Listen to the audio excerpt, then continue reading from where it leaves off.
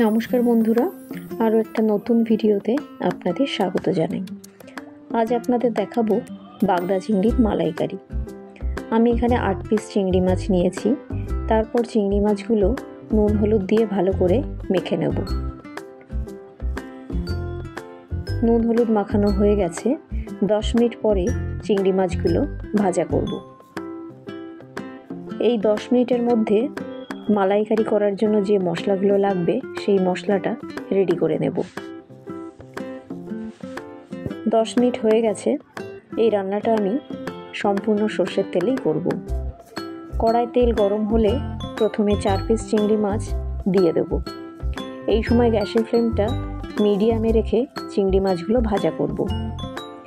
একসাথে সব চিংড়ি মাছগুলো ভাজা করব না, কারণ অনেক সময় মাথা ভেঙে যাওয়ার ভয় থাকে। তাই প্রথমে 4টে চিংড়ি মাছ ভালো করে ভাজা হয়ে গেলে বাকি 4টে চিংড়ি মাছ একইভাবে ভেজে তুলে নেব। আমার সব চিংড়ি মাছগুলো ভাজা কমপ্লিট হয়ে গেছে।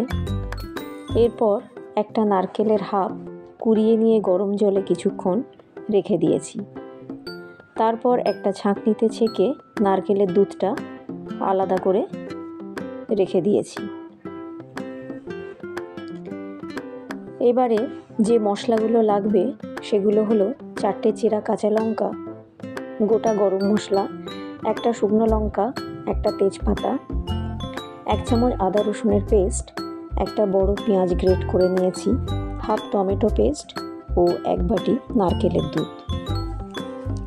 চিংড়ি মাছ ভাজার ওই তেলের মধ্যেই আমি আরও একটু তেল দিয়ে প্রথমে একটা শুকনো লঙ্কা, থেতো করা গোটা গরম মশলা, একটা তেজপাতা দিয়ে একটু ভাজা গন্ধ বের হলে পেঁয়াজটা দিয়ে দিলাম।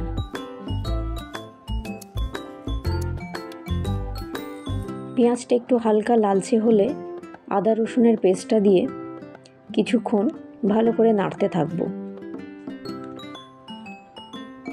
আদা রসুনের কাঁচা গন্ধটা চলে গেলে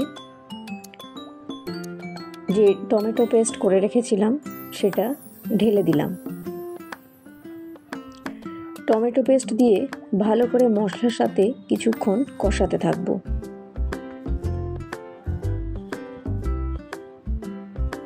এরপর একে একে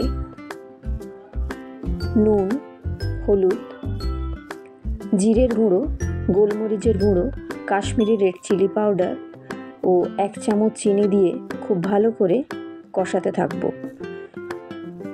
যতক্ষণ না তেল ছাড়ছে ততক্ষণ আমি এই মশলাটা কষাবো।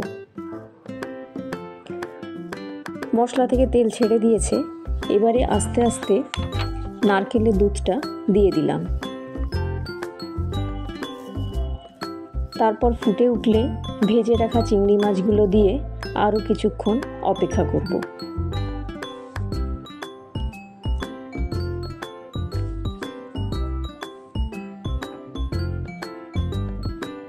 এবারে কয়েকটা চেরা কাঁচা লঙ্কা ওপর থেকে দিয়ে গ্যাসের ফ্লেমটা অফ করে দেব। রান্নাটা কিন্তু আমার একদম কমপ্লিট হয়ে গেছে। তারপর লাঞ্চে অথবা ডিনারে গরম গরম ভাতের সাথে এই অপূর্ব স্বাদের চিংড়ির মালাইকারি পরিবেশন করব।